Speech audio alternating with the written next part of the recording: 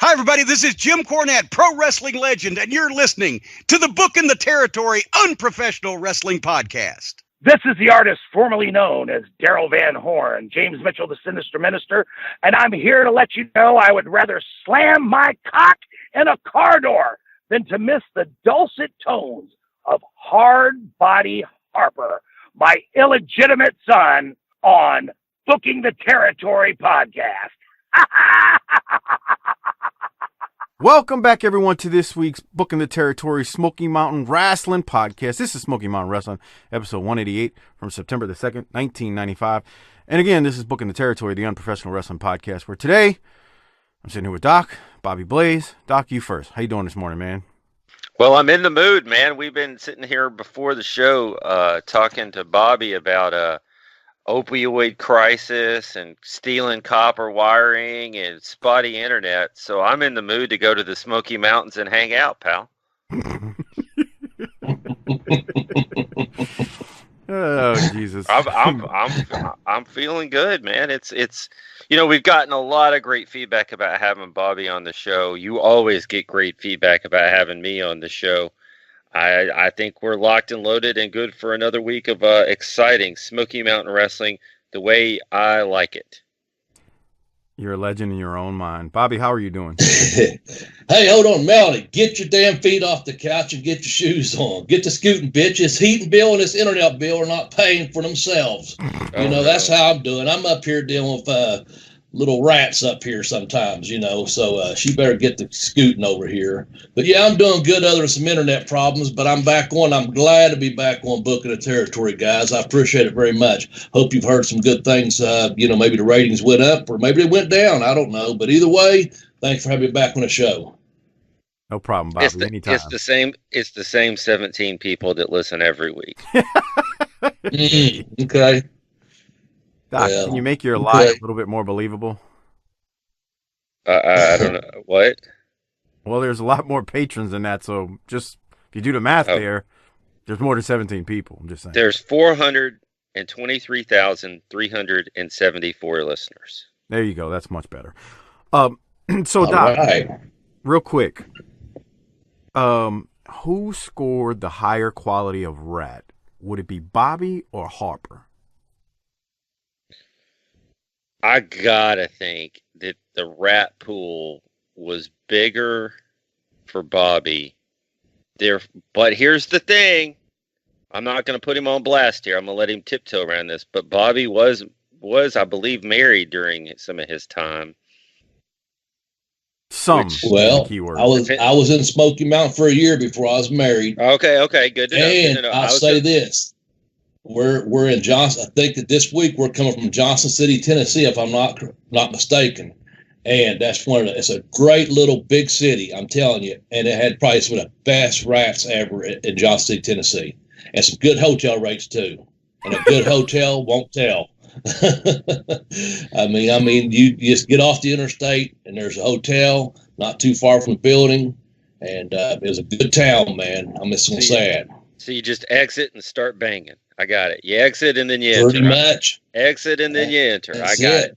That's right, yeah. So here's how I'm going to this is how you answer a question without answering a question, Mike. I'm going to give everybody the secret behind how politicians do this shit so that you can start recognizing it as we are in political season. So I would say that early on, Bobby was lapping Harper's field with rats left and right. But in the last few years, Harper's made a big comeback, and now I'd give the recent raise of the hand to Harper. I mean, if you Harper's so here's the thing. Bobby's got a really good advantage, like you said, the wrestling draw, the Smoky Mountains, the Southern women, and let's get it straight. If they got all their teeth, they're usually pretty hot in the South. If the meth hasn't got to him yet. But Harper's got a built-in advantage that we've recently been discussing. He lives in a town where everybody comes to vacation and get wild. Oh, nice. And so he just sits there and picks off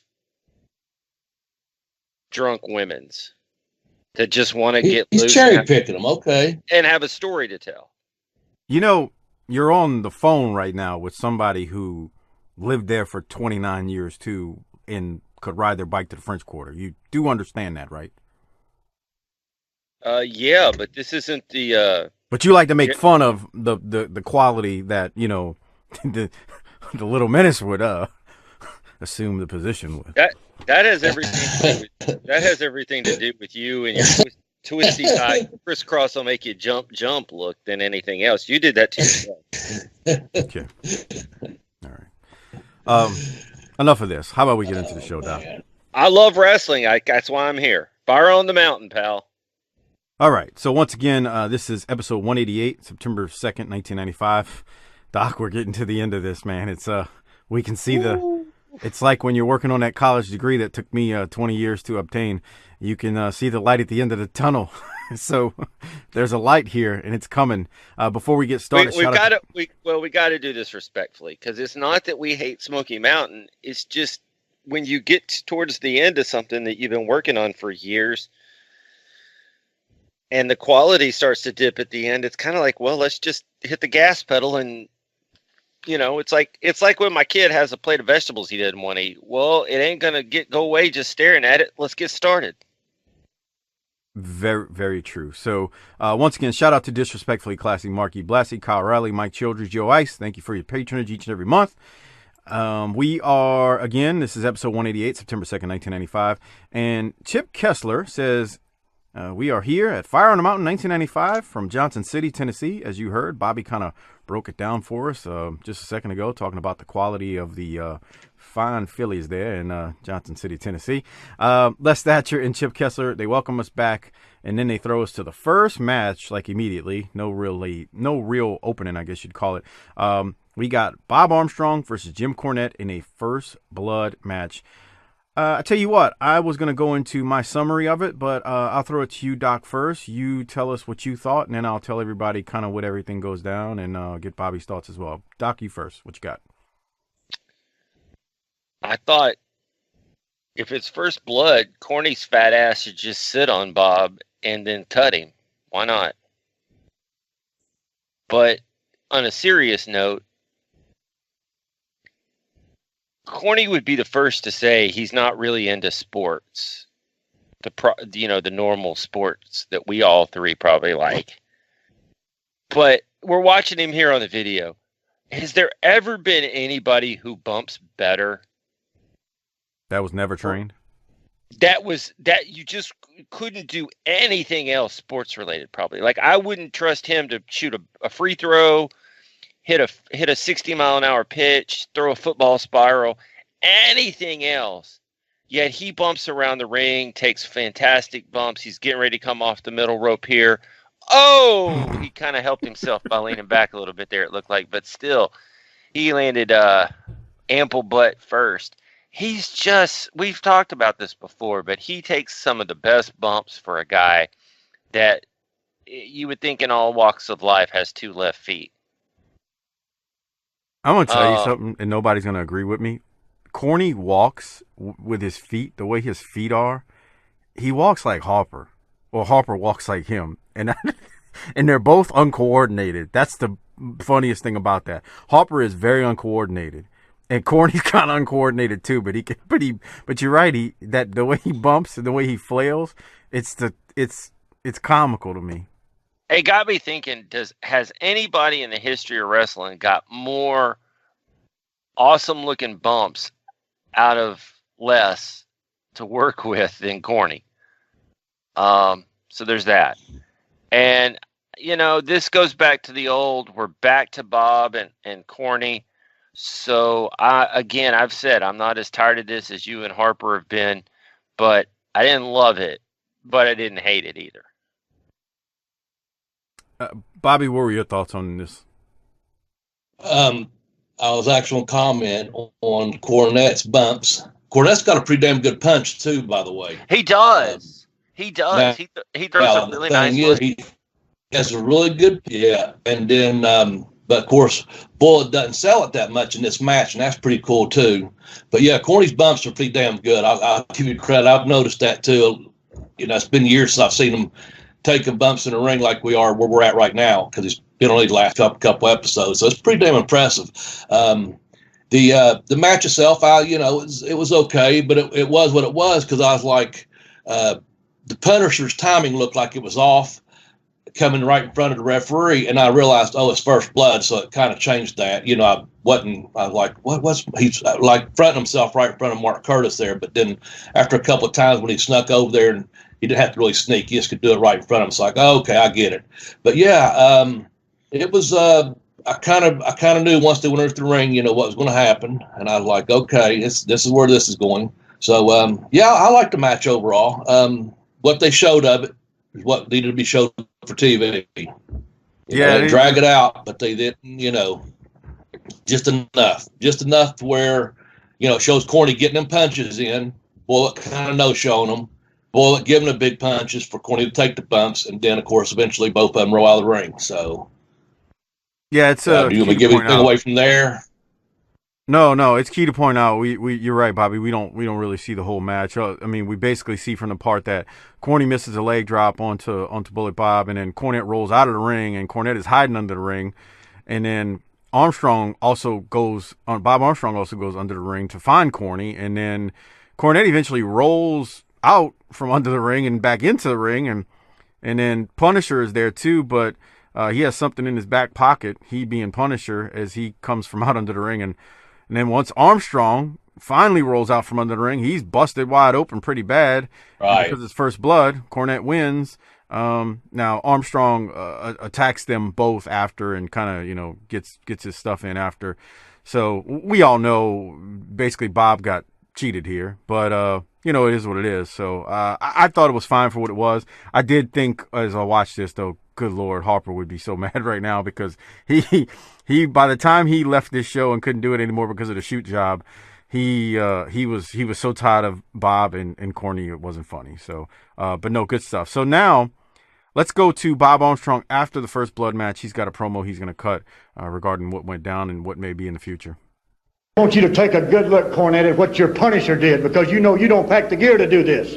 But your big man crawled under that ring and hit me with something, Nux, blackjack, something, but it opened me up pretty good. Now, first blood may have been yours, but second blood is going to be mine. You had your ace in the hole, but on September the 9th in Johnson City at Freedom Hall, brother, the Freedom Bell's going to ring, because I'm bringing an ace of my own. And this time, Punisher, you're going to wish you'd never seen Johnson City, Tennessee, because you're going to look twice as bad as me, and that's pretty damn bad, ain't it? Come on down. I got something for you. Bullet Bob Armstrong, I want you to think back to your Marine training. I want you to figure out how to give a snappy salute, and then I want you to salute your fans goodbye, because things didn't work out at Fire on the Mountain quite like you figured they were going to, thanks to the most dangerous human walking the face of the planet, the Punisher.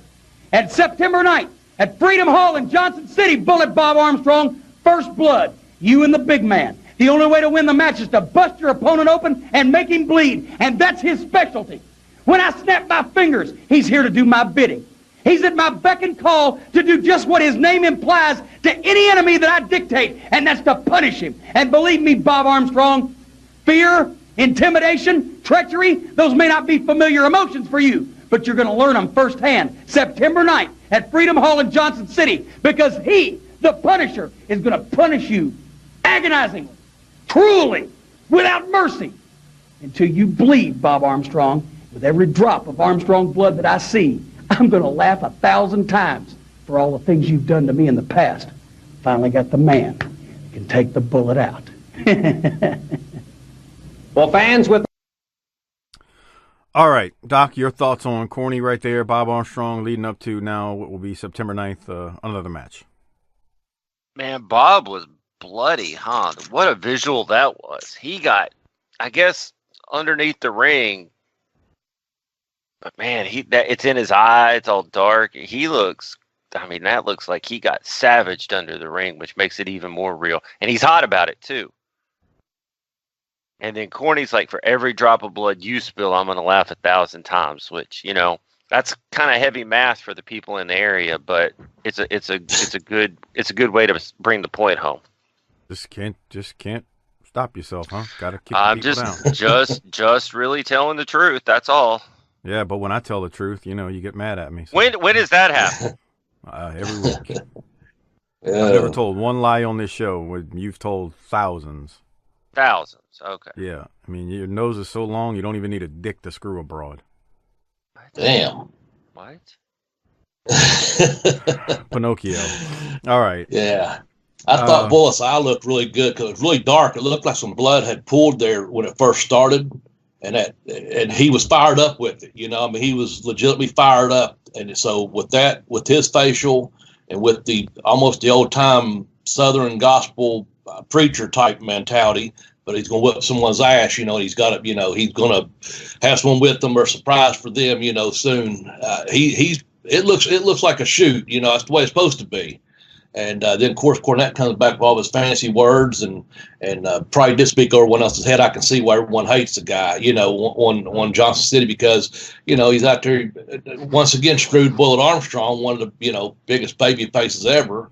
And, of course, now he's got a demand just, you know, at his beck and call. So, you know, once again, they're thinking of another way to screw, you know, Bullet Bob, and then laugh at his, like you said, laugh at his tears, blood tears or whatever it may be. He's going to laugh at them. So, yes, they both come off pretty good, fired up like you're supposed to. Because, you know, once you leave the ring, the emotion might come down a little bit when you have to cut the promo. But they held the same energy like that. As soon as that took place, they interviewed them. They were spot on, you know. That's what it should be. So. Yep. I am right there with you. I'm a little tired of the feud like Harper, but I will agree that it was for what it was done well. And yeah, and I think thinking back, I'm sorry. Go ahead. No, go ahead, Bobby. I was just going to say I didn't realize how. I think it was I don't know how many episodes back. I heard Harper saying a couple things because when I'm not on a show, I do listen, just so the fans know that. And I think I know Mike knows that, but I know he was getting a little bit, you know, tired of his feud, and as you are now. But I think back then too, I think the boys were kind of, I won't say necessarily tired of it, but it's like we're just grabbing for straws. You know, the writing was kind of on the wall, like the crew was limited, and just some things were going on that I think, you know, it is what it is. You know, be happy you got a job kind of thing. See you at the matches, you know, see tomorrow night's booking or what have you. So I don't think anyone come right out and said, you know, I'm tired of this feud or tired of Corny doing this. Something was mentioned a couple weeks back, though, and it's kind of true. It's like I was actually listening as I was getting in my car, something about Cornette being in every angle, you know, there at the end. And that's kind of being foreshadowed. That was about, what was that, 3 or 4 episodes back? I don't know. It was right before I came on. So it's kind of true. It's like, hell, what are you going to do, though? You know? Yeah. With the crew we had. So I think that's the truth. And here's the thing. Doc, that was you that said that. Yeah, but here's the thing. I get it. I mean, I'm commenting on this as the watcher, but if I'm corny, I get it. If my business is going down, I'm gonna be the one that tries to save it. Yeah, that's what you were saying. I had it on, Doc, in the car. And, 18 listeners, Mike. We got 18 listeners. I didn't know about there you go. I didn't have. I knew it before I came on a couple of weeks before that, and I was like, being there, I was like, hell yeah, that was Cornette. It was his money, his investment, his time. That was his baby. So hell yeah, you're not going to put that responsibility on anyone else. You know, a good captain goes down the ship, so to say. You know, so he's ready to fucking do whatever it takes to try to make this thing work still. So I apologize. I thought it's Harper. So that was you, Doc. I said I think you're spot on what you're saying with that. So yeah, he's going to be in every angle. It's his fucking company and his money. You know, so yeah, that's anyway exactly what it is. That's it. You're the owner. So you trust yourself more than anyone. So you're just injecting yourself in everything you can to try to, you know, keep the ship afloat. And I remember that episode, Doc. There was like ridiculous Cornette fatigue on that episode. He would not go away. I mean, 48 minutes, and he was on there for 45 of it. Imagine this, man. He's gotten fat. He's stressed out. He's eating shitty. He's up in the WWE. I bet, man, his cholesterol was 4,000 at this point. Jesus. Imagine his blood pressure, Doc, right now. Oh, off the charts. His risk factors are amazing. We're lucky to have him with us today. He even said that. I was going to say his podcast, maybe a year or so ago, he gave a couple of days from you know how he does a thing where like he done something from September 95, we'll say, since that's where we're at. Man, he was driving all these fucking, ungodly routes back and forth between New York and Knoxville and then the other towns he was doing for them, and then having to write for this show and write for that show and then making appearances. Man, his stress level must have been off the fucking charts, man. And I don't even know how the guy was sleeping. So. Right. Bobby, let me ask you a question as somebody who was in the locker room. Was he snapping a lot on the boys because of that? Because you know how when you get irritable, I mean, we've all, all of us here are, whether, I mean, you haven't been married before, Doc and I are married, or, we all have kids. You know how sometimes you're just stressed out and you may snap, and I don't say snap in a bad way, but just like you just blow off steam emotionally. There's nights when your fuse gets short and you don't even know why, man. I had it last night. The kids were getting on my nerves and they didn't do anything. So was Corny? Yeah, did you ever witness Corny like snapping on the boys because of that? Where he really didn't. I mean, he didn't like. No, he didn't actually, snap, but, like cussing directly at someone. But, yeah, there was times, man, that carried like TV. Like one of the times, tell you real quickly, I had to work with Larry Santo, but the next match was going to be Mike Furness against Killer Kyle. Well, I didn't even know that. But I don't know why I did it, but right before I went up to the ring, I told Larry, I said, just get on me as soon as the bell rings, and I'll go from there. And it was boom, boom, boom, boom, boom. Well, as soon as I come through the corner, I was, Bobby Faze, what the fuck are you thinking? He goes, you know 1,000 fucking moves out there, and you have Larry Santo fucking, he could put you over 1,000 different ways. And the next match, I got fucking, he's yelling right in front of me, he goes, I got poor fucking, fucking, what's his name? Now I'm getting ahead of myself there. Mike Furness, who can't fucking do anything, work with Kyle, and Kyle's got to fucking get a match out of this. And he goes, "What was you? Now I got to change." He had to actually skip a whole match to go get Mike and Kyle and say, "Look, do something else," because that's what he had him doing. But I wasn't thinking, so it's my fault. But yeah, just little things like that, man. It just take because you're fucking up his TV, And I still to this day don't know why I done it. I was just like, I couldn't think of something to start with. And I said, hey, so I'll take my jacket off, get on me. And we'll go from there. But, yeah, and then, of course, everyone knows the Horner shit. I've seen him snap on him back when. And I'll just keep it at that. I'm not going to talk out of school on that. That's between them because I've seen them. They went off on each other a couple of times. And you know who won that battle. But, yeah, towards the end there, yeah, he snapped, but it wasn't directly. That's why I used myself on that one. That was my fault. But some things that weren't so big became really amplified, And so then even with the last couple of shows that I did prior to the shutting down, it was like actually I think it was like, man, the stress was there. But also, it was like, man, we still got shows to do, and he kept it very professional. I remember one of the last nights that we spoke on a loop, and we was getting ready to tie things up for, I think we had like another probably 4 or 5 days off. And, he called everyone in individually, talked to them. And no, he kept it pretty professional. I don't know how, because there was times he had every right to go off. But when he went off, it was just more like amplified yelling in his head, not to anyone in particular, like he wanted things done that way, and that's the way it should have been done. And we were all grown men. So, it wasn't like he had to tell us every little fucking thing going on. We knew what was going on. Just do your fucking job and don't worry about everyone else's, kind of thing. So we weren't walking on eggshells or anything, but also we knew like, fuck. One of those moods. Everyone's tired, everyone's fatigued, but his is probably amplified tenfold, because of the responsibility he had, plus the wear and tear he was putting on his body, So. Yeah, we know Corny gets amped up, so that's why I asked that question. Yeah, doesn't shock me at all that he sometimes he just talks loud. Yeah, it went up a little bit. You know what I'm saying? That's the thing. It just went up a little bit, but rightfully so. Yeah, so. I got you. All right, well, we keep moving along in this week's episode, and we get to Ron Wright's special retirement ceremony from Johnson City. This whole thing is on this house mic, and honestly, the sound is not really good, so I don't want to play it because of that. That's exactly how it sounded. And I wanted to hear it.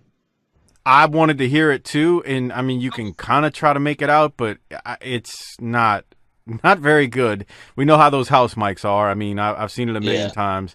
They just, you cannot hear. It's not made for that. It's made. You've got the camera recording what's coming through a microphone speaker, so it's not going to sound right because it's not made to come through that way. So anyway, long story short, Mr. Wright says a few words. We have his retirement ceremony, and at the end, Ron Wright closes it by saying, "God bless you all," which is so Southern. I loved it. And Dirty White Boy grabs the mic and says his dream match would be against Ron Wright, and Dirty White Boy tells them to ring the bell. Dirty White Boy Tony Anthony lays on his back, looks up at the lights, and he gets pinned by Mr. Wright, and we have a nice moment between the two. And to be honest, Doc, we've said this a few times on this show. We always tell Mr. Wright goodbye, and then he seems to come back, but this really is this is it. Brother Ron, he's ridden off into the sunset a few times. Once as an active participant as a manager, but now we've seen him a few times in a couple of segments. This is really it. Mr. Wright is gone, and good God Almighty, thank you for Smoky, for what you did in Smoky, because you are probably one of my favorite people in wrestling. You are one of my favorite people in wrestling, Mr. Wright, for your time in Smoky. But Doc, what did you have from this? Doc. What? I had to run in, dude. I know. We do this at 7:30 in the morning. People don't understand. You got kids in the other room trying to go to school. I'm trying to talk about classic wrestling, man. Look, I got my education. What do you want from me? Figure it out. Figure it out, kid. What was the question? I was just gonna say, what did you have from the segment with Ron Wright pinning Dirty White Boy and having a Ron Wright's out there for his retirement, man. He looks like a guy who just, at the end of 37 years of dedicated service out in the warehouse, just came into the conference room for a cake and a ceremony, and he's leaving later today, and nobody's ever going to see him again at the shoot job,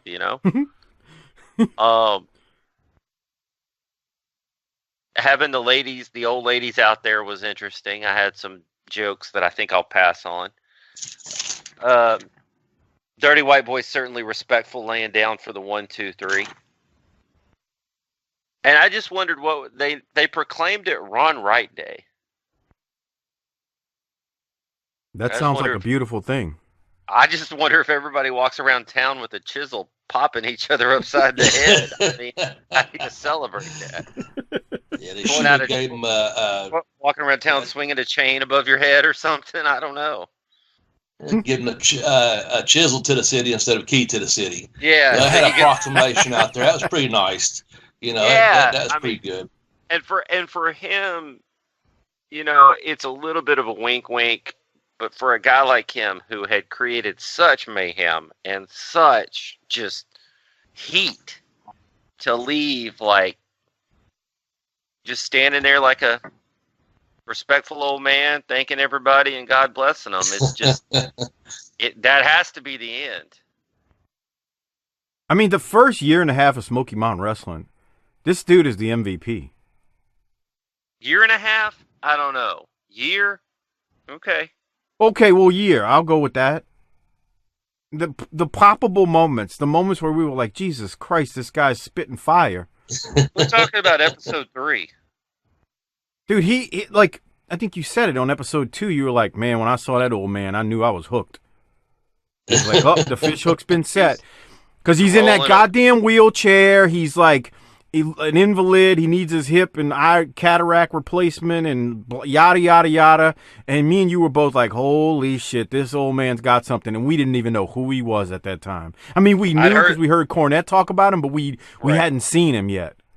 And how many great moments with his ailments and his upcoming surgeries and his gentleman wrestlers and then he got out of the chair. Just, I mean, they didn't just cold worker.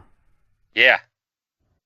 I don't, Bobby, you got any closing thoughts on Ron Wright, this ceremony before we keep going? Just such a legend, man, in Smoky Mountain Wrestling, but in the entire state of Tennessee and throughout the Southeast, and their stories are just legendary. I had two things to be redundant.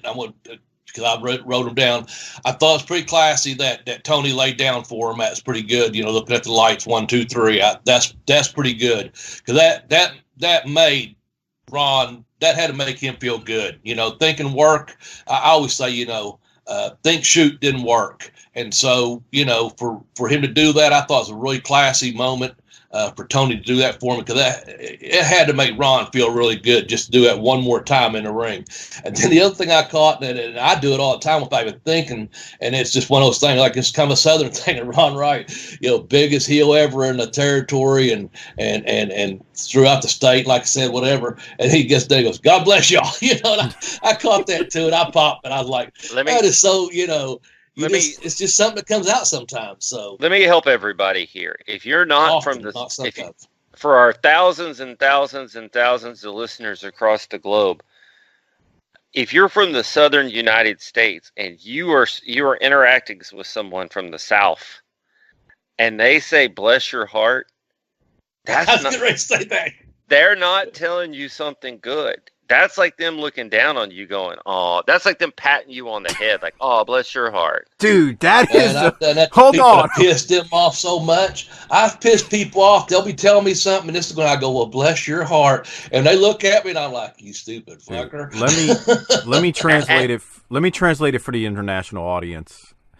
When somebody in the South tells somebody, "Oh, bless your heart," they basically just said, "Fuck you and the horse you ran in on, and I hope you die in the next 30 seconds. That's literally what "bless your heart" means. But they're too polite to say it to your face, so they're just going to think it and say it the only way they know how. No. It's not just they're too polite. They consider themselves church-going or too Christian or whatever denomination they are.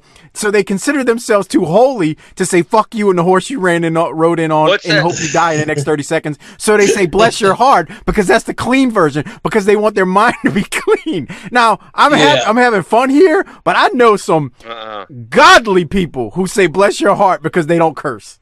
What is the thing from Kings of Comedy? Is it Steve Harvey when he found out for the first time that the grown folks in the church curse?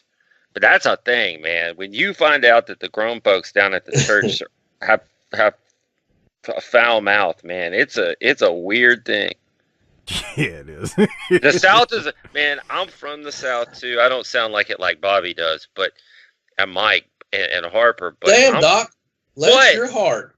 Bless my heart. Bless your heart. But I'm from the South too, and it is a weird place. And I say that with a lot of affection and not wanting to live anywhere else on earth. This is a weird place. And I live in Texas. Mike and I live in Texas. Kentucky's the South. Don't get that twisted. Some people think Maryland is the South. But the Southern United States is a weird place, man. Indeed it is. Because you will find some of the nicest people on earth, and then you will find some people that will fuck you up. Church going folks at that.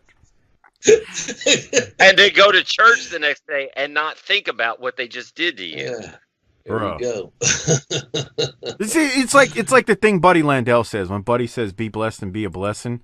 Like, that's actually a compliment. Like, but then you might have people who say that sarcastically too. Well, yeah, but then he's also, in the same breath, without thinking about it, talking about busting out baby doll's guts. That's exactly what. That's a great thing. So you're right. On that episode he did with Colt years ago, he said, "Be blessed and be a blessing" at the end. But in the middle of the show, he's talking about how Dusty's mad because busting, baby doll's guts out. He's talking about busting baby doll's guts out, and then at the end he's praising the Lord and talking about being blessed and being a blessing. Anyway, that summarizes the South well. That is the Southern continuum to a T right there. Brother, you ain't lying. Okay, let's keep going. How's that sound, y'all? That sounds fantastic, my friend. Yeah, I know you're on a time clock today, Doc, so let's move along. So we get a, where are we at? Oh, yeah, we're about to get Corny, Tommy Rich, and the Punisher. So before they go to a promo with Tommy Rich, Cornette, and Punisher, they show how Buddy lost to Shawn Michaels again and how Cornette caused the loss. And then Kessler also then throws it to highlights and a replay of Cornette causing Buddy the Smoky Mountain Wrestling Heavyweight title match against Brad that we talked about last week. Mm-hmm. Doc, any thoughts on the replay? I know you hate replays, so I'm going to move right along because of that, unless you've got anything. No. We're going to a corny promo here that had a great line. Yes, I agree. Bobby, anything, or can I go to the promo? I wonder if Bobby's still there. I'm here. What? Spectrum. Spectrum Internet. I'm listening. I would just say, you had anything from the replay, or can I go to the promo? Oh, you cut out for a second. Yeah, go to the promo, please. Cause I didn't have much off that either. I hate the damn highlights all the time. But yeah.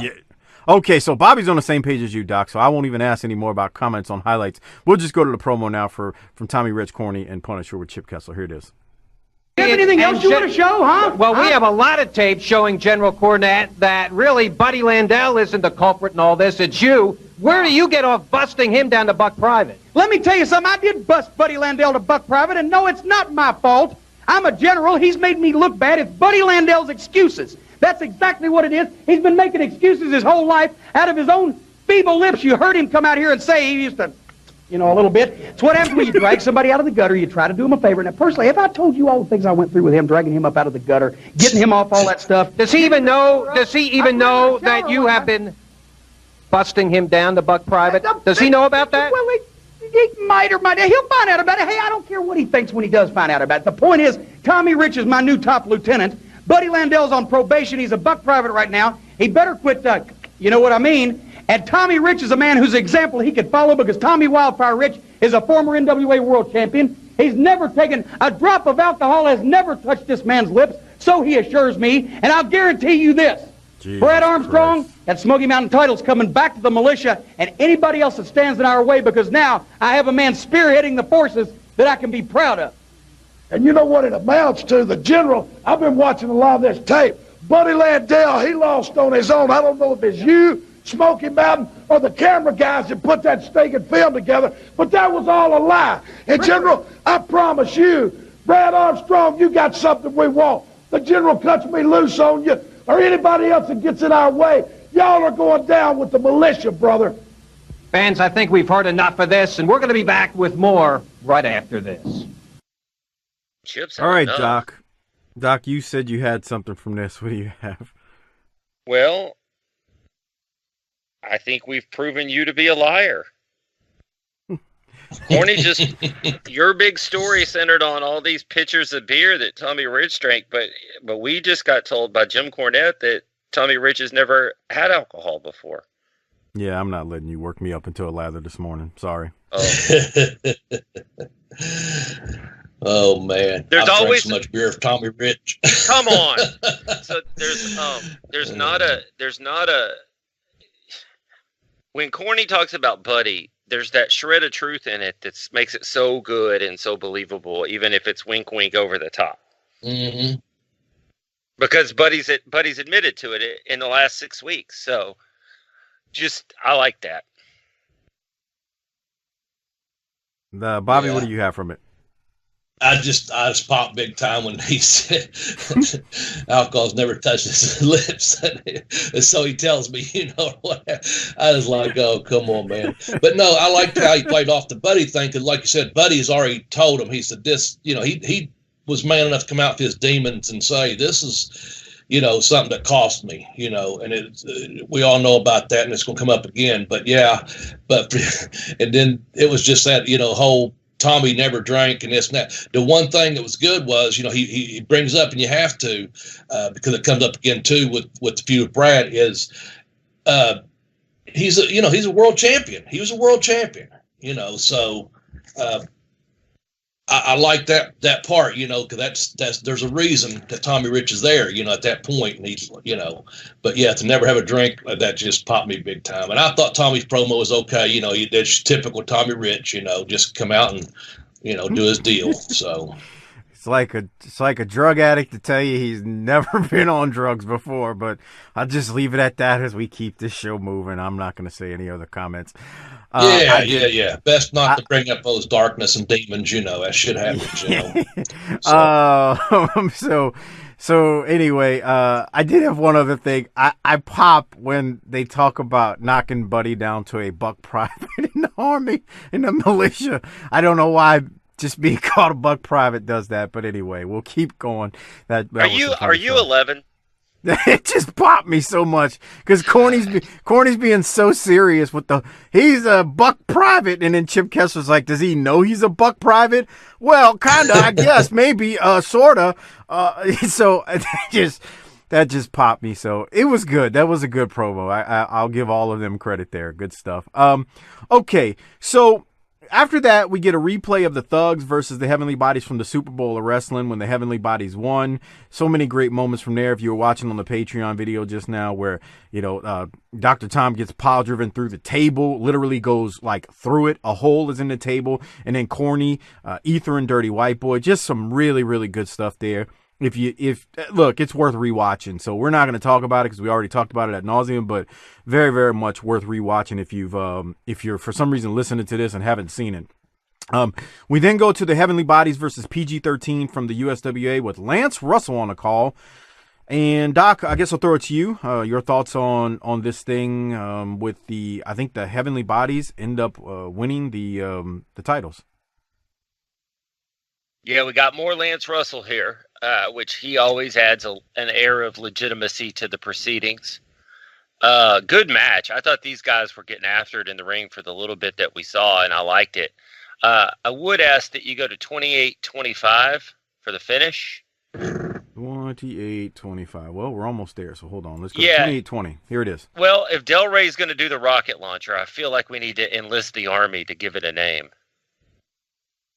Oh, yeah, because like we called his moonsault the poon salt, and yeah. Right. So is the poon launch? Is it the poon launcher? Is it the scumbag sky drop? Is it the hillbilly cum drop? I don't know. Oh God. but I just we'll bring the Army into this, maybe the Facebook group, and have them when Jimmy Del Rey does a rocket launcher. What should it be called?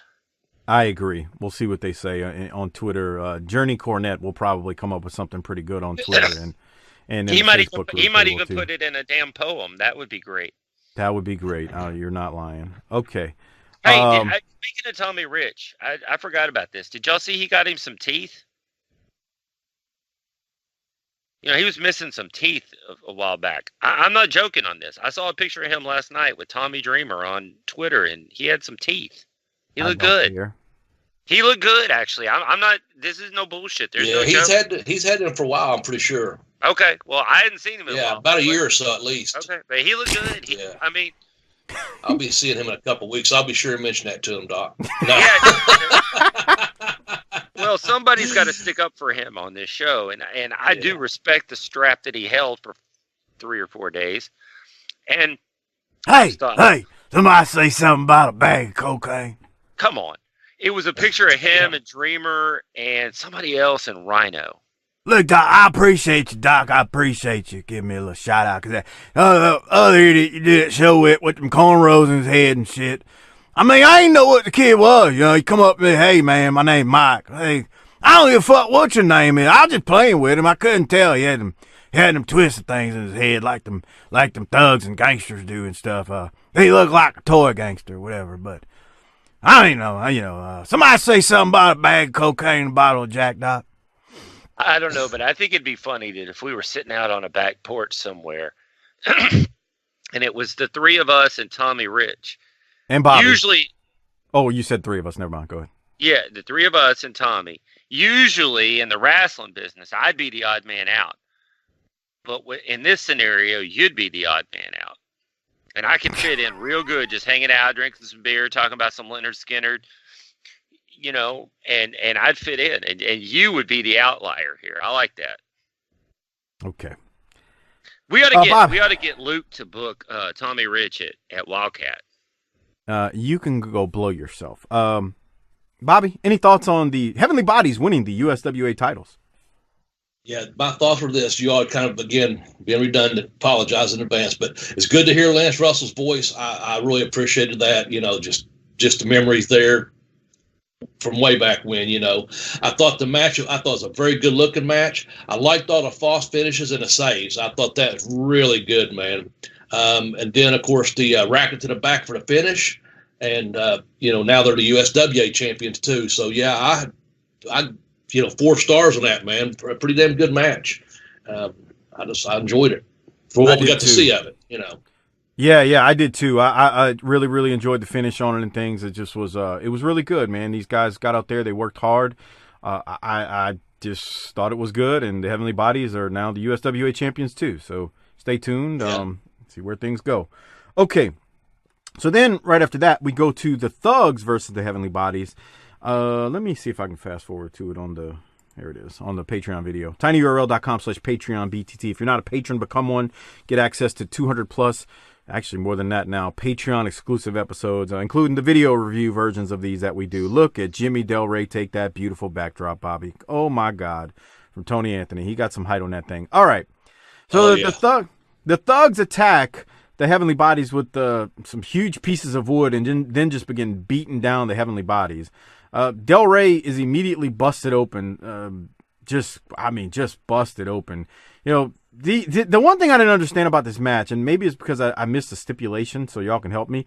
These guys were using stuff the entire match, like beating each other with, as we got into it. But the minute Corny brings out the racket, Curtis calls for the bell. So anyway, that's kind of what I had for it. Go ahead. What you gonna say, Doc? Everything was airtight back then, brother. Everything was airtight, brother. Doc, your thoughts as the Heavenly Bodies win by DQ and the guys just continue brawling after? Yeah, it was a wild start. My note was 2x4s from the beginning, the 1995 equivalent of today's starting with super kicks. It's not, because these guys have a personal issue and they're ready to settle it. They're not going to wait. And today it's just, we're fighting and let's super kick. But, I'm just throwing it out there. Bobby's a big Young Bucks fan, right, Bobby? I say that sarcastically. Fuck. Oh, fuck. Hey, let me give you some knowledge here. Let me give you some history real quick, okay? Real quickly, this match. So I looked at these dates, the 7th, 8th, and 9th, okay? 1995. And this is facts. So I left Knoxville the night before, if I'm not mistaken, on that part. And I kept thinking, why wasn't I at Johnson City, Tennessee show, that show right there? And now I remember why, and I'll tell you exactly why. Because I was in Baltimore, Maryland. Because on September the 5th of 1995, I was at the game that Cal Ripken Jr. tied Lou Gehrig's record for the most games played. Okay, I just want to put that in there, man. Yeah, I was there. And then the 6th is the day he broke it. I was actually 2131 games. I didn't have a ticket to that game, but I went down to the stadium and hung out all day in downtown Baltimore at the Harbor, and was watching shit all day. They had just festivities like crazy. And then and I had to go back. We watched it from my uncle's house, at my grandmother and my uncle's house. We all watched it together. And then the 7th, I was supposed to be back in Louisa, Kentucky, which is only 30 minutes from my home. But I took an extra day, and I didn't get back till late on the 7th. I couldn't have made the show. But that's why I wasn't on them shows. I thought, man, 21:30 and 21:31, and it was like a 22-minute standing ovation I think he got on ESPN or whatever they was playing the game on. But I kept thinking, why the fuck wasn't I booked that? Now I took my vacation around that time of the year every year at that point. So I just thought that might be interesting. Some of you baseball buffs out there, some history buffs, whatever, just kind of throwing it out there. I know it doesn't have anything to do with wrestling, but I was like, why the fuck wasn't I on here? Then I realized the dates, and that's why. So Doc, I got to witness some history in the making, man. Doc and I are admittedly fair weather baseball people, and I'll explain. Doc, and we've had this discussion off air many times. We're not like baseball fans, but when the Texas Rangers start doing good, and because I didn't have a baseball team growing up and living in Texas for a while now, I've adopted them. We literally only get into it when it's playoff time if they make it, right, Doc? Yeah. No, I'm a bigger baseball I'm fair weathered also. I'm a bigger back baseball. this time I loved it. Sorry. No, I'm a bigger baseball fan than you are, and this is right around this. This was right around and before the strike, and so baseball was doing well at this point, and the strike really kind of sullied a lot of folks. The steroids then to get them back, but yeah, that's. I watched that game on TV myself, so I know Mike was probably down in the French Quarter trying to fucking roofie some fat broad, but some of us. I just thought something important to bring it up because I was like, why wasn't I on here? And I saw the towns and the date, and I was like, okay, that's why. And I've got some souvenir stuff that I brought back from Baltimore, but I had family there too, so I had already scheduled to be up there. Like I said, I had tickets to the game. He tied it, with my ex and my uncle, two of my uncles actually. And then, like I said, the next day we hung out all day down at the harbor. Just one of those things that, but I watched a lot of baseball back then. I went to Japan a couple of times, read Cal Ripken's book after the fact. And, I've always been an Orioles fan. And so, just one of those, but I'm really a fair weather baseball fan too now. The last few years, it's just like if I catch a game, I catch a game. If I don't, I don't. So I don't know. I just want to throw it out there because I know the match itself, it was just a clusterfuck. You saw Road Dogg come out there, Robert Gibson come out, everyone come out there, Al Snow. I wrote just a clusterfuck. That's what I put at the end of it. And I put this down like. Fucking Boo Bradley was out there. I was like, when the fuck's this guy going to leave? He's just there forever, it seemed like. And that referee, Danny B, man, that guy, he fucked up my spot with Dan Severn at the Super Bowl wrestling. I'll say that, man. I don't know. But yeah, we had a spot at the very beginning of the match, and I was going to do a fireman carry and get the 2 count, and then Severn was going to do it to me. And the first time we did it, he couldn't get down. He got down and got like a 1 count. It kind of fucked our timing up a little bit. And I thought, you fucker, get your ass moving. And I'm watching this match here, and I see him go across the ring. He takes out Mark Curtis. He's so fucking clumsy. Mark's over there trying to break up something in the corner, and someone throws him. Cornette throws him, I think, or Tom does. And man, he took his wheels out from under him, man. I'm like, you clumsy fucker, you. But yeah, that's a personal thing. So I just thought, that's one big clusterfuck out there, man. So there's your baseball story. There's your clusterfuck story. Because I know we got just a couple more things to talk about before this one goes off the air. He took him out. Look how he took out Mark Curtis right there. He does. Look, Doc, watch it. Well, in his defense, he gets tossed into Mark Curtis, but I hear you. But you control your body a little bit. Fine. He just went flying into Mark Curtis. Show it for me again. Show it for me again. Holy shit. Watch it, Bobby. Here it comes. Bloop. Like, what the fuck, man? You're trying to hurt people. Clusterfuck moment of the week. That's just great. Oh, there you boy. Go. Oh, man. Okay. That's the Jaworski crank one off moment of the week. There you go, Chris Sapita. Doc, your thoughts? Anything before we keep going? Man, Del Rey's head looks like it's having that time of the month. Seriously? Yeah. I thought at some point Corny needed to bust out some ether.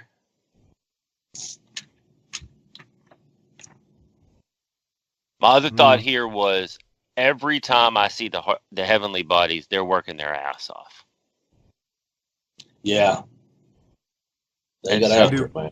I've heard Dr. Tom say they were different guys outside the ring and all that, but I also heard him recently say he respected the hell out of Del Rey, and just they get after it when they're in there. And finally, they got again, Bobby. I'm sorry. Watch the ref Bobby's talking about here. And Tony punches him. Look at that. He flops back and takes a bump with all those people in the ring. Oh. Yeah. Oh, God. Okay, I'm sorry. I just had to laugh the way he's flopping around. So right, there's some insight right there, man. Fat go fuck. ahead. Can I? Go ahead. I'm sorry. I'm just laughing. Sure? Bobby has uncorked the bottle on me looking at this ref, and now I can't take my eyes off of him. Are you sure? Okay. That's what I'm screaming, Bobby. There you go. That's okay, right, Trace. Go ahead, Doc. I'm so sorry. Well, the other thing here, and it gets glossed over sometimes.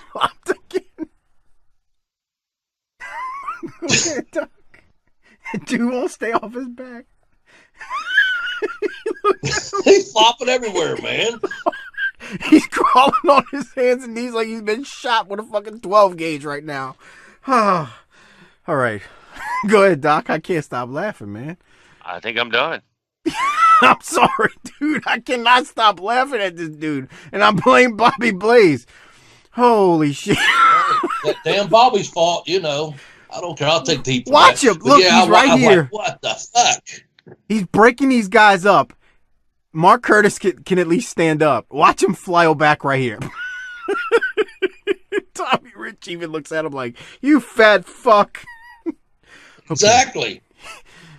I'm sorry, Doc. I didn't mean to be rude. What do you have? Nothing. I couldn't. I wasn't trying to be mean. I just couldn't stop laughing. Let's hit the promo. Okay, so after the match, the Gigolo, it looks like he's had a tampon plastered to his face. We're backstage with Chip, Jimmy, and the Heavenly Bodies, and they're going to cut a promo. Here it is as we go off air. Unbelievable brawl here at Fire on the Mountain at Freedom Hall, Johnson City. The Heavenly Bodies and the Thugs. And General Cornette, I have to tell you, the Thugs still want to get their hands on your guy. The Thugs, what they need to do is they need to be put in jail. They need to be put in an insane asylum. Take a look at this man's head. Get a close-up on the camera. What kind of human being would do this to somebody? Damn. What kind of human being would bring deadly weapons into the ring? Bring lumber into the ring and attempt to murder somebody in front of thousands of people in Johnson City, Tennessee. But I'm going to tell you something, Thugs. I want you to listen to me. I'm drunk with power because I've got the greatest tag team in the world back. And just like you did at the Super Bowl, you can make them bleed. You can hurt them. You can punish them, but you can't beat them. For the first time in history, double champions, Smoky Mountain Wrestling and the USWA. You can't stop us. We can't be beat. We can't be defeated. We can't be stopped. And I'm going to tell you this, Thugs. You are going to be committed. I'm going to find somebody. I'm going to call a lawyer. I'm going to call the authorities. I'm going to see if I can press charges for attempted murder. But one way or the other, Thugs, you need to be restrained because all you are, dirty white boy, and all you are, Tracy Smothers, is nothing but a couple of redneck, drunk pieces of trailer park trash. You tried to take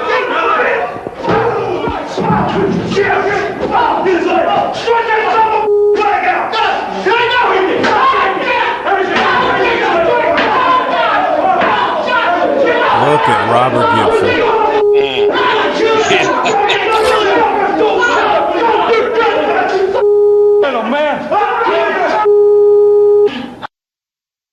I gotta stop it. Doc, you first. Then we'll get Bobby as he talks about his friend Robert Gibson in his black underwear trying to break up a fight. Look at Robert Gibson. Jesus. He overshadowed everything done in this promo when he runs in barefoot with his black tight short undies on. But what Brad the had fuck? his boxers on, but when I saw Hoot in those black undies, that just took away from it. I was like, what the fuck? Oh man, that's pretty good. That's pretty. He good. looked like I don't know what he was looked. thinking. Hey, well, I looked like he was about to service a rat. And Corny said, "No, hold on, we need you to come in there." And he's like, Yeah, got one run in. One more thing, Hoot. Oh man, Del Rey was a disaster. Look at him. That's a lot of blood on this episode because Bob was a disaster too. That his head was a mess. That's a hell of a scene right there with his that we're looking at where he's busted. I mean, he's God. You know, Jimmy Del Rey is always the funny one. You know, he's always having fun. Acting he has goofy. that kind of everything. Kind of looks like it's just depressed. Like everything's kind of hanging down. Like he looks like he's been fucked up. He is, man. One thing, and then I'll get Bobby's thoughts, and then we'll rate this thing and all that good stuff. Cornette said he was pressing charges for attempted murder. The ultimate irony in that is he's literally tried to murder people with an ether rag. So That's sucks. Why you gotta bring up old shit? I agree. Bobby, what'd you have from this other than Del Rey being busted open and Hoot Robert Gibson in his black undies trying to break up the fight?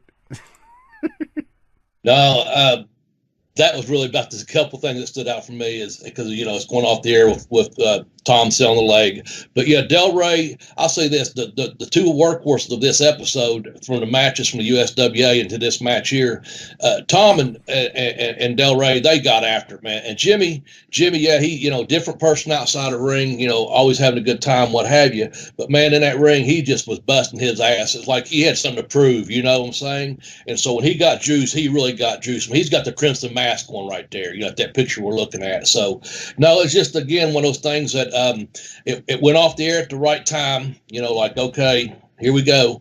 If nothing else, it makes you want to tune back in next week. Okay, what the hell happened in that locker room?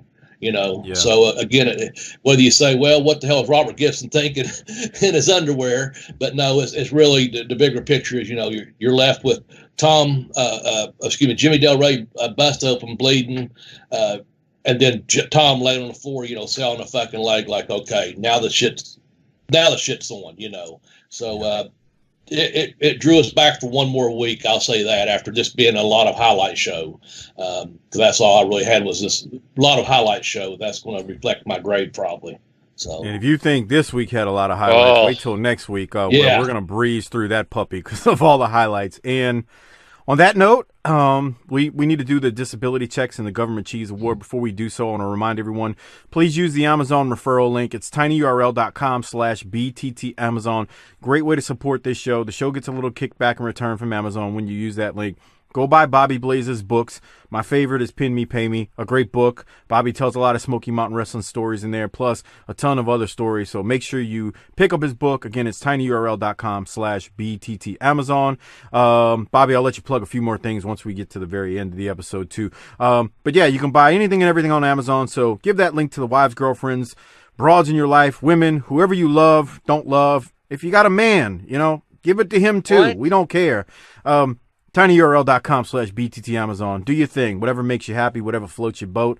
We really don't give a damn. Just be blessed and be a blessing to this world. All right.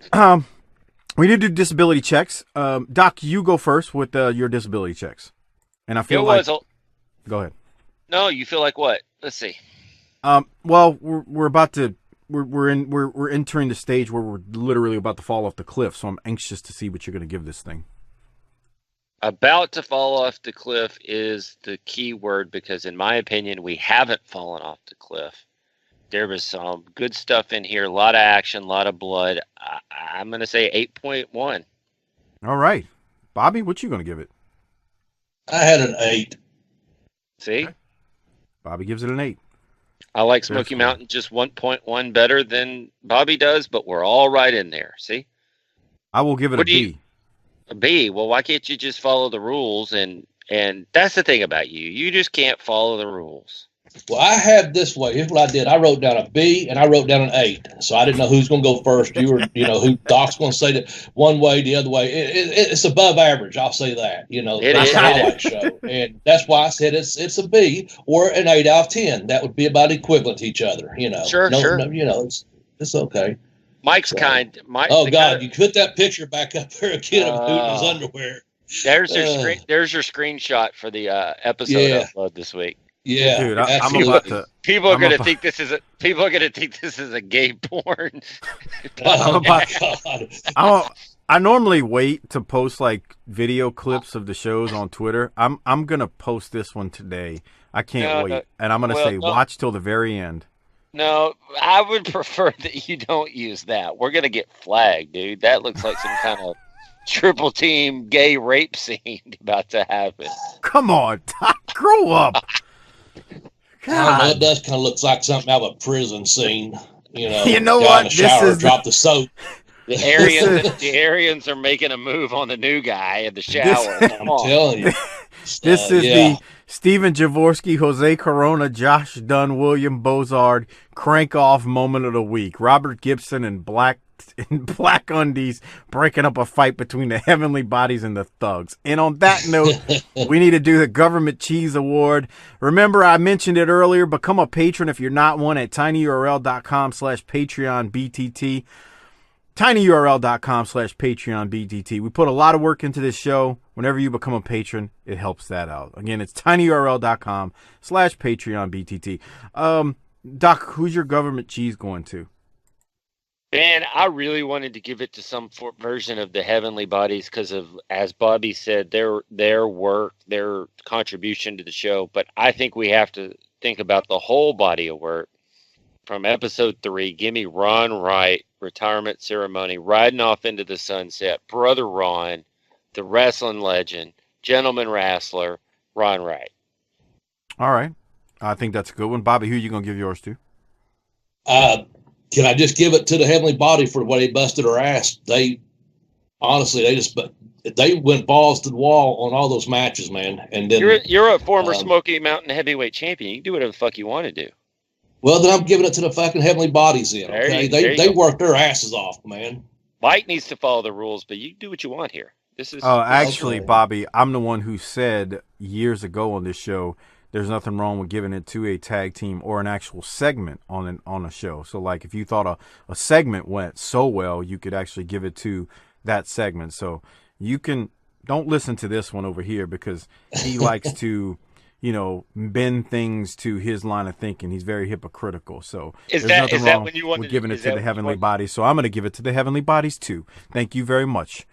Is that back when you wanted to give it to both the Moondogs that time? I never wanted to do that, so we will. What about the Bruce? What about the Bruise Brothers? Oh my God, those two! What an era of Smoky Mountain those two just, man. I don't. We'll get Bobby's thoughts on those two one day, but let's save it for next week. We're gonna need it. Those two did nothing for me in Smoky, but that's just my opinion and how I feel. So. All right, so that is about going to wrap things up for this week's episode of our Smoky Mountain Wrestling Recap, covering episode 188 from September the 2nd, 1995. Shout out to our Vantage Point, the Retro Wrestling Podcast with Joe Murata and Michael Quinn, the northern version of BTT. Slightly classier, a little bit more professional, but still fun nonetheless. They support us, so please support them and check them out.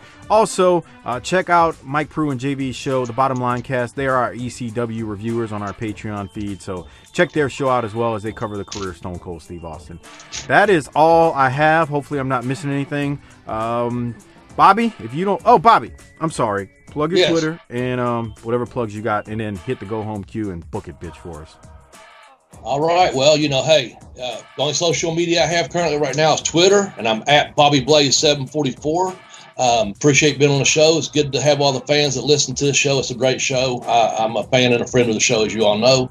So, book it, bitch.